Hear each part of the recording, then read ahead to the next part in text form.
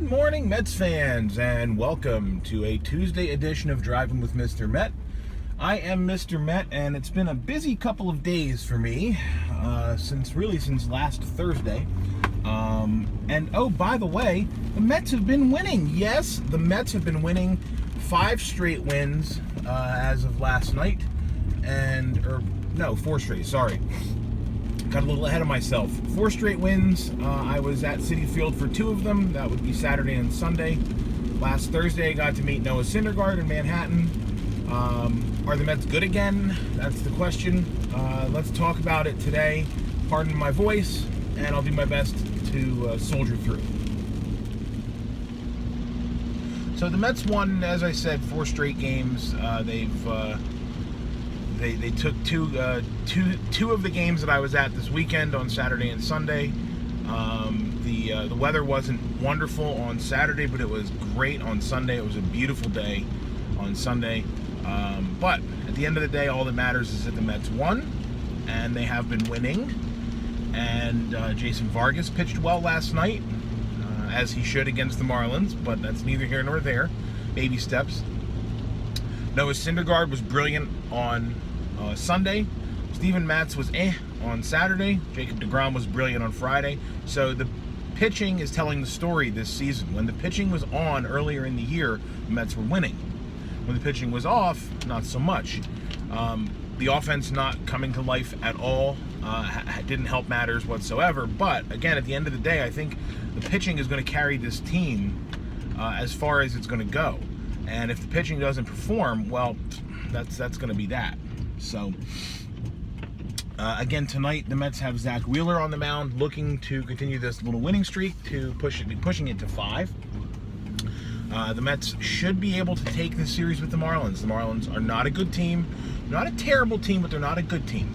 And the Mets should be able to take this series because right after that, the Mets welcome in the red-hot Milwaukee Brewers, who I believe when I last checked had the best record in the National League. But I could be wrong about that. It might still be the Atlanta Braves, who keep winning and keep winning. So what do I have to talk about? So last Thursday, as I mentioned the last time I recorded a video, which I believe was last Thursday, I was lucky enough to get into New York City and spend some time in a very small room with Noah Syndergaard. It was really cool. I am going to actually right now, I'm going to splice in some video that I did capture from the meeting, and I'll throw a couple of pictures in there too, so you can see it, and it was very cool.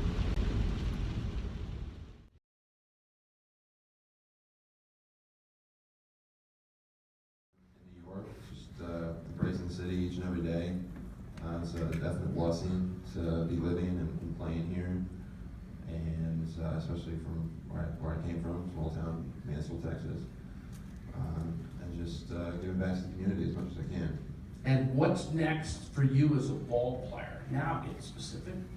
I don't really set a whole lot of goals or get too specific. I just want to show up to the ballpark every day, be the best teammate I can be, and try to make myself better in any form or fashion. Well done. What do you guys think? I recorded a couple of things, again, kind of just random, but I did get to meet Noah. I get to shake his hand. I got an autographed baseball. I got a picture. It was really cool. It was a city-sponsored event, as in CITI, as in the field, and my friend Mike Cohen got me the free ticket to join him, so I appreciate that.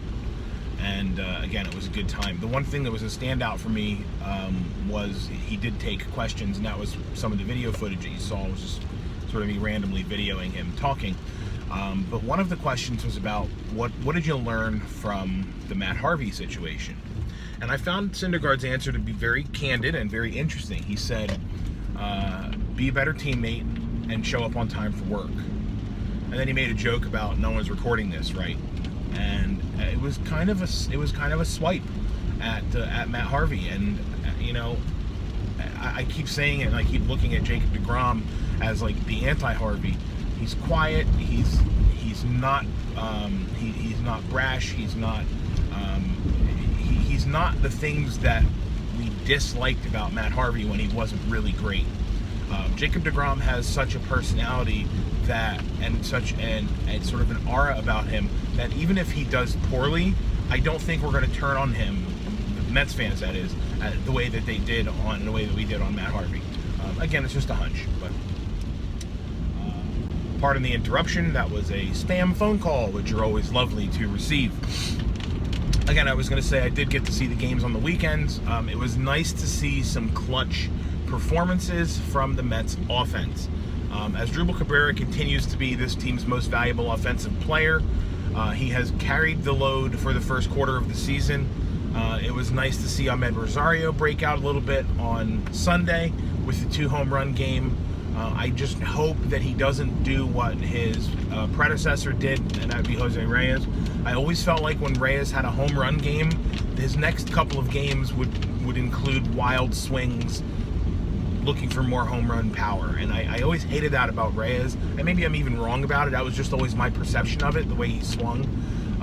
But, you know, I hope that Rosario is able to stay within himself, let his swing carry the ball out of the stadium, his natural swing, not some crazy uppercut, head-jerking swing like his buddy Jose Reyes always brought to the table after a big home run game. Wilmer Flores, of course, Saturday night gave the Mets the go-ahead run after a leadoff double by the perpetually smiling Brandon Nimmo, who's just a delight to watch play baseball. And also little shout out to Tomas Nido, who on Sunday ended up starting the rally that got the Mets the lead that they never vanquished.